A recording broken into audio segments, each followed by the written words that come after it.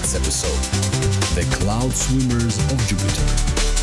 Welcome to Unreal Mysteries with David and Hannah. Ever get this feeling like when it comes to Earth's history, we're missing some big pieces of the puzzle? That's what we're looking at today, and let me tell you, it's a wild one. We're talking whales, a possible cosmic war, what? Ancient messages, Right. And a whole cosmic connection that might just turn everything you thought you knew upside down. We're talking about scientific journals, leaked NASA reports, even a shaman's journal, all pointing to something huge. You ready for this Unreal Mysteries? I think so. Where do we even start? What do we got this time? Well, buckle up, because this one involves a NASA report that centers around the Perseverance rover. You know, the one that found that weird inscription? Oh yeah, the inscription. Imagine you're a NASA scientist, right? Going about your day, downloading data from the rover out there on Mars, and suddenly you see it etched right there on one of the solar panels. But it's not just any etching, it's cuneiform. Okay, I gotta be honest. When I first read that, I thought, okay, this has gotta be a joke, right? Cuneiform, like the ancient Sumerian writing. Yeah. On Mars. It's like something out of a movie. Totally. In the NASA report from back then, November 2032, it really captures how baffled they were. First off, how did it even get there? It wasn't some random scratch. Someone did this on purpose, and with a language that's been dead for, thousands of years? It'd be like finding hieroglyphics on the moon. So what'd it say? And here's where it gets even weirder. Short, simple message. It said, I need to get home to 1972. 1972. All right, now we're talking time travel, right? Right. Or some kind of temporal anomaly, or who even knows? And that's where the cloud swimmers of Jupiter come in. Cloud swimmers? Okay, so for that, we gotta go back to Dr. Steve Moore and his journals. So picture this. November 4th, 2029, he was the lead scientist on that NASA project that first picked up on these cloud swimmers.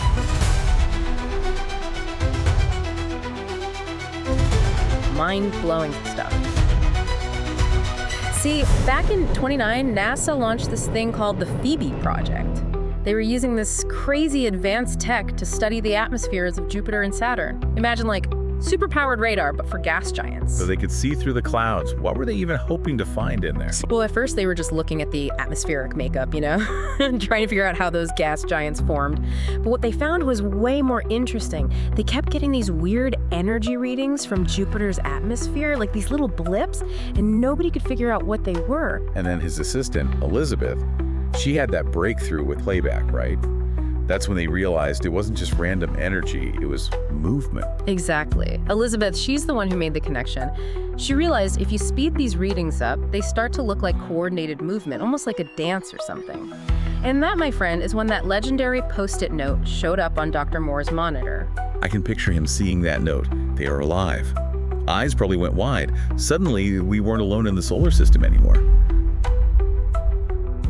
I was alone in the lab that night. I remember it quite clearly. We had run a set of spectrographic measurements on the atmosphere, but something was off. We kept getting little bundles of return pings, which we couldn't quite put our fingers on why they were happening. Then I saw that Elizabeth, my lab assistant, had put a Post-it note on my screen. I had put that Post-it note on his monitor before going home. My kids needed picking up and, well, never mind. What we had found was, indeed, quite incredible. Never before had we had such clear indication. This was something extraordinary. So we never really knew what to expect. Of course, we have no real images of them. These are artist depictions. But these creatures, we can detect them. We have radiospectrography, lithium radiometry, flux capacitance measurements.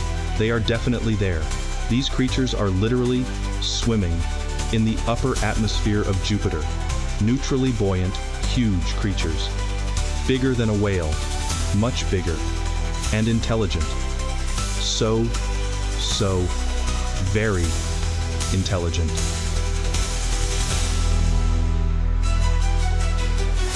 But before we get too far ahead of ourselves, we need to talk about another key player in this story, Astley Wilkinson. Astley Wilkinson, the intern who helped bring it all together. Yeah. I mean, can you imagine being that intern? It's incredible, right? Talk about a story for the grandkids. I hated that numerical designation, typing it over and over. So I named them what they were. Cloud swimmers. I still remember the moment when I plucked that note from the edge of the screen. Astley came up with the name. You know, PPA 265, Phoebe phase anomaly 265. Doesn't exactly roll off the tongue. Cloud swimmers. She threw it out there and it kinda stuck. I'm just happy to have been involved in this amazing discovery. Who would have thought we would ever get here? So we've got these cloud swimmers on Jupiter, right, sending out signals. And guess who's listening? The whales. Bingo. See, around the same time as that whole rover thing, some researchers were using this new AI tech to decode whale song. I am Dr. Rama, but everyone calls me the whale guru. Since I was young, I always wanted to work with whales. They are magnificent creatures. We were running an experiment using this new AI technology to decipher their song. We had massive breakthroughs, and we learned so many things. The whales are my kin now more than ever before. Turns out those whale songs, those haunting melodies, they weren't just random sounds, they were messages. Messages, like actual conversations. They're talking about a connection, a deep, powerful connection they once had with, are you ready for this? Hit me. The pyramids. The pyramids, hold on, you're saying the whales were talking to the pyramids? It sounds crazy, right? But that's what the songs are saying. They talk about a time when the pyramids, they called the Great Stone Mountains, hummed with energy, and energy the whales could tap into, used to heal the earth. But now, it's gone silent. It's kind of heartbreaking, actually. They lament that they can no longer access their power. And if they can't access this power, they can't protect Earth. Protect it from what, though? Like, what's the threat? That's the unsettling part. The whales seem to be saying they can't protect us from ourselves, Yeah. from the mess we've created. The climate crisis. Exactly. Wow, so the whales are sending out an SOS, and they're saying we need to help them wake the mountains. And the whales, they're feeling lost, adrift. One message even says, "We sing to the sky, but the sky does not listen." Wow. That's heavy. But how could the pyramids, even if they were something more than just tombs, how could they possibly interact with something as complex as, like, interstellar communication? Maybe this is a good time to bring in that excerpt from the Electrical Science Journal. Okay, the one that takes a more kind of a grounded approach. Right, exactly. Yeah. They posit that the pyramids were these giant resonators harnessing the Earth's natural electromagnetic frequencies to actually generate energy. Basically, imagine the Earth has a pulse, a heartbeat. That's the Schumann resonance, this electromagnetic wave that's constantly bouncing between the Earth's surface and the ionosphere. And what's intriguing is this idea that the ancient Egyptians may have actually known about this hum. And here's the kicker. They structured the pyramids to work with it. You see, the King's Chamber, deep inside the Great Pyramid, its dimensions, they closely match the Schumann resonance. And that's what these researchers are suggesting, that the pyramids were like designed to interact with the Earth's energy, maybe even transmit it wirelessly. That's some next level Tesla stuff. Funny you should mention Tesla, because the article actually draws some parallels between his work, on wireless energy transmission and the potential tech behind the pyramids. So the pyramids were like, what, giant antennas tuning into Earth's energy? And the whales, with their ability to use sound waves to communicate across vast distances, maybe they were the ones interacting with this energy, keeping everything in balance. Professor Harker, he thinks it was about control. Control of Earth's energy. Imagine, the pyramids, they're not just some energy source. They're like the control panel for a global energy grid. And both the whales, with their connection to Earth's energy, and the cloud swimmers, with their crazy sonic tech, they both wanted to control it. A cosmic energy grab, like something straight out of Star Wars. But what does this ancient war have to do with, us now? The message on the rover, the whale songs, it's all connected, but how? Remember that NASA report about the inscription on the Mars rover? Well, turns out there was more to that story. They found an addendum to the report, and it mentioned this ancient Babylonian tablet with a message that was like eerily similar to the one on Mars. Get out. Seriously.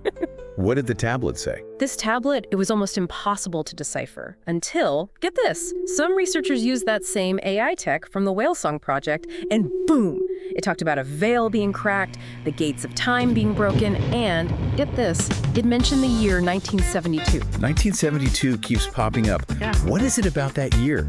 Was it the Pioneer 10 launch? Apollo 17? That anti-ballistic missile treaty? Any one of those could have messed with the pyramids, right? It's impossible to say for sure. But one thing's for certain.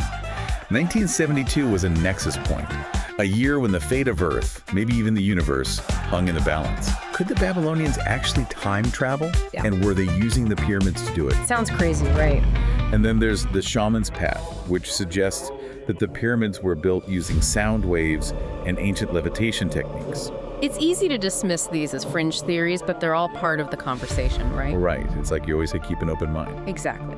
What about the whole UFO thing? I mean, we haven't even touched on that article from the Galactic Gazette yet. Ah, yes, the perennial favorite, pyramids as alien refueling stations. Right. Now, while I'm always open to exploring unconventional ideas, it's important to approach these claims with let's say, a healthy dose of skepticism. I hear you. Extraordinary claims require extraordinary evidence. That's the saying, right? Right. But I have to admit, this whole idea of the pyramids tapping into the Schumann resonance to, generate some kind of energy, it just keeps popping up. Yeah. Even in the most, let's say, out there theories. It makes you wonder if there isn't something to it, even if the explanation isn't little green men stopping by for a fill-up. Obviously, finding the link between our cloud swimmers and whales here on Earth was, to say the least, quite stunning. As for the more out there theories, I'm washing my hands. But the links between the whales and our magnificent creatures, there is no doubt at all. It's like that quote, any sufficiently advanced technology is indistinguishable from magic. And then there's that video you send of those massive, perfectly fitted stones at Sacsayhuaman. Being a prick. Those things, they make the pyramids look like Lego projects. And they were built even earlier. Precisely. Even with our modern technology, just trying to replicate that level of stonework, that would be a monumental challenge. It really makes you wonder what they knew that we don't. Okay. Ancient messages, energy wars, time travel. What are we supposed to do with all of this? Well, we've got this puzzle now, and the pieces are scattered across thousands of years. We're being asked to listen, not just to the whales, but to the whispers of the past. What if the answers are right there in front of us? We have to sing the earth back into harmony, right? At least that's what Shaman Inti Pachacuti said. And it's a beautiful thought, isn't it? We have a role to play, even if we're not sure of the tune. And who knows if we can find that harmony again, learn to really listen, maybe we can unlock the secrets of the pyramids, fix whatever's broken in time, and step into a future even more amazing than we can imagine. Now that's a future worth fighting for. So, to our listener out there, keep questioning, keep exploring, and keep that sense of wonder alive, because who knows what other mysteries you might uncover. Indeed. The universe is full of wonders just waiting to be discovered. We just have to be willing to listen. Beautifully said.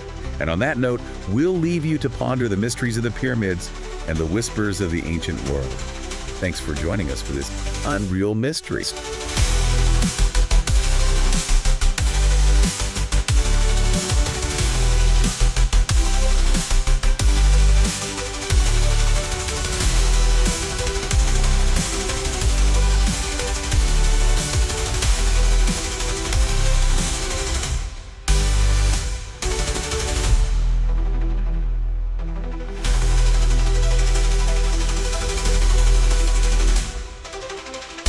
I realized when I wrote those words that he would understand the significance of them.